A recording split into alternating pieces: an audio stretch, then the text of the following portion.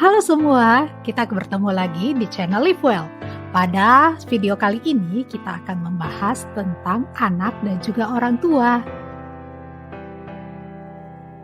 Nah, kita akan membahas tentang bagaimana mendampingi anak yang berduka dengan tepat dan juga sehat. Dan kita semua tahu bahwa anak-anak juga bisa merasa efek berduka karena kehilangan orang tua, kerabat dekat, ataupun binatang kesayangan mereka. Dan anak-anak itu belum dapat memahami konsep kematian secara menyeluruh dan juga lengkap. Dan kondisi duka mereka seringkali membingungkan mereka. Untuk itu mereka itu butuh orang tua untuk membantu mereka melewati masa duka mereka secara sehat dan juga tepat. Untuk itu kita akan sama-sama membahas paling tidak 4 hal yang bisa dilakukan oleh orang tua ketika menghadapi atau mendampingi anak-anak yang sedang berduka supaya mereka bisa melewati proses kedukaan mereka secara sehat dan juga tepat. Yang pertama, pahami perubahan yang bisa terjadi pada anak yang sedang berduka. Anak-anak yang sedang berduka kadang-kadang mengalami beberapa perubahan perilaku, sikap, dan juga emosi pada anak tersebut. Misalnya kesulitan berkonsentrasi, itu bisa terlihat waktu mereka berkomunikasi ataupun ketika mereka mengikuti pelajaran, misalnya prestasi mereka menurun. Perubahan sikap juga bisa terjadi ketika mereka mengalami duka cita. Misalnya awalnya mereka ceria, tetapi tiba-tiba mereka menjadi seorang yang pendiam, menarik diri, suka menyendiri, lebih manja, dan juga lain-lain. Dan ada kemungkinan juga bagi balita itu mengalami perilaku kemunduran, seperti mulai mengompol lagi padahal sebelumnya tidak mengompol, atau kembali ke pembicaraan bayi. Dan juga bisa juga terjadi gangguan tidur dan juga makan. Misalnya tidurnya tidak nyenyak, sering mengalami mimpi buruk, dan kadang-kadang terjadi perubahan di dalam pola makan, misalnya makan berlebihan atau tidak mau makan sama sekali. Dan juga mereka bisa mengalami perubahan di dalam perasaan. Misalnya kadang-kadang mereka merasa tertekan, cemas berlebihan, merasa diabaikan. Nah, mereka juga bisa merasa bersalah, di mana mereka menyalahkan diri sendiri atas kematian orang yang dikasihi, atau marah terhadap orang yang meninggal karena merasa ditinggalkan, ataupun mungkin marah kepada orang lain. Nah, kita perlu memahami bahwa perubahan-perubahan tersebut merupakan efek dari kedukaan yang mereka hadapi, dan orang tua pada masa ini perlu terus mendampingi anak dengan kasih dan juga perhatian yang ekstra. Jangan memaksakan anak ataupun menekan anak atau bahkan memarahi anak pada masa-masa seperti ini. Yang kedua, beri pengertian dan pemahaman yang tepat tentang kematian kepada anak yang berduka. Nah, orang tua perlu menjelaskan tentang konsep kematian yang tepat terhadap anak. Namun perlu disadari kita perlu menghindari untuk memberi terlalu banyak informasi karena ini bisa membuat anak menjadi bingung dan juga kewalahan. Untuk itu, informasi yang diberikan kepada anak perlu disesuaikan dengan perkembangan anak. Nah, yang bisa dilakukan oleh orang tua adalah cobalah untuk menjawab pertanyaan anak sesuai dengan perkembangannya. Untuk balita biasanya itu masih tidak menyadari bahwa kematian itu bersifat permanen. Dan ia mungkin berpikir bahwa orang yang dicintai yang sudah meninggal itu akan kembali jika ia melakukan hal-hal tertentu. Misalnya kalau jadi anak baik, mungkin orang tuanya akan kembali lagi.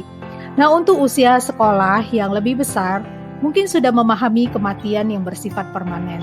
Tetapi mereka kadang masih memiliki banyak sekali pertanyaan. Dan orang tua pada masa ini perlu menjawab dengan jujur dan juga jelas untuk hal-hal yang ditanyakan oleh mereka. Namun jika orang tua tidak bisa menjawab, katakan dengan jujur juga kalau mereka tidak tahu. Nah, sebenarnya yang penting yang tetap dilakukan oleh orang tua itu adalah tetap tersedia bagi mereka, peduli dengan apa yang mereka rasakan dan juga peduli dengan apa yang mereka pikirkan. Dalam hal memberikan informasi kepada anak tentang kematian, perlu disadari dan diingatkan kepada setiap orang tua, jangan pernah membohongi anak atau menjelaskan kematian secara tidak langsung kepada anak. Misalnya orang tua berkata bahwa orang yang meninggal itu sedang tidur atau pergi sebentar atau sedang pergi kerja dan lain-lain. Anak yang mendengar hal tersebut, mereka bisa salah paham sebab mereka itu masih berpikiran sangat literal. Nah, membohongi anak atau menjelaskan kematian secara tidak langsung justru akan memperburuk dan juga membingungkan pemahaman anak. Anak akan terus menunggu kembalinya orang yang dikasihi tersebut itu pulang. Nah, selain itu juga akan mengganggu kesempatan mereka untuk mengembangkan keterampilan mengelola diri dan juga menerima kenyataan bahwa mereka sudah ditinggalkan oleh orang yang dikasihi.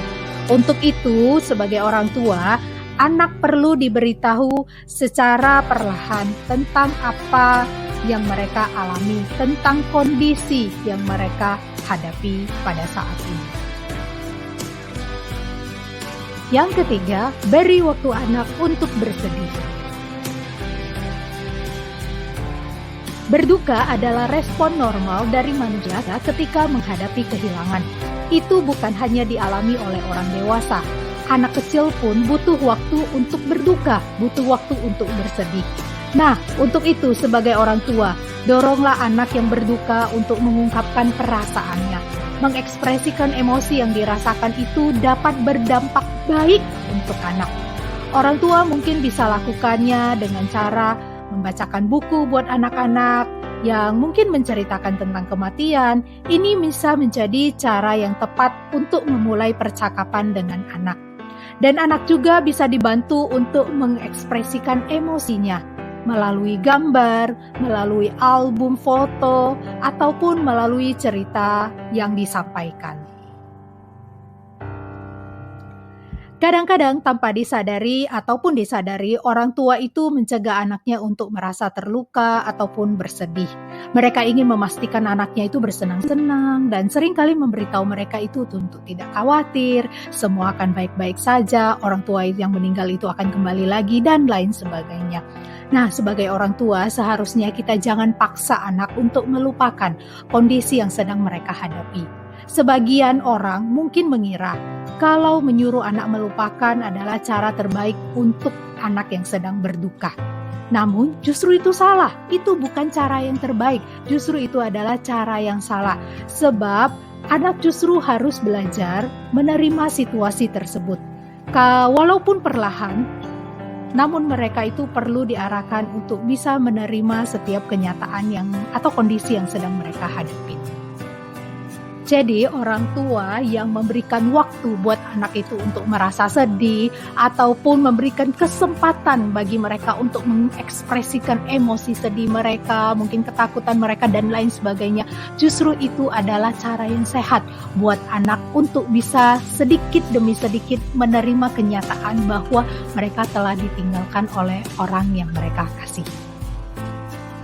Yang keempat, mendiskusikan kehidupan setelah kematian dengan anak. Setiap agama dan keyakinan pasti memiliki konsep tentang kehidupan setelah kematian.